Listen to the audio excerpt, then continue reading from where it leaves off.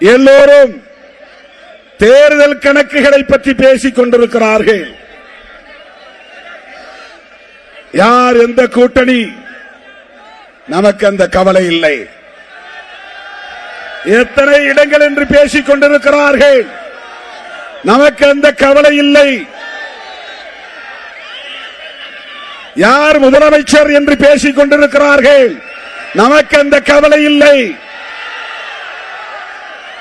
விடுதலை சிறுத்தைகள் திமுகவிடம் சிக்கிக் கொண்டு தவிக்கிறது.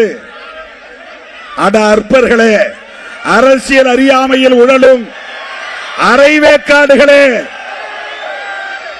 தமிழ்நாட்டு அரசியலின் திசை வழியை தீர்மானிப்பவர்கள் விடுதலை சிறுத்தைகள். சொல்ல போனால் இந்திய தேசிய அரசியலையும் கூர்மைப்படுத்துகிறவர்கள் விடுதலை சிறுத்தைகள்.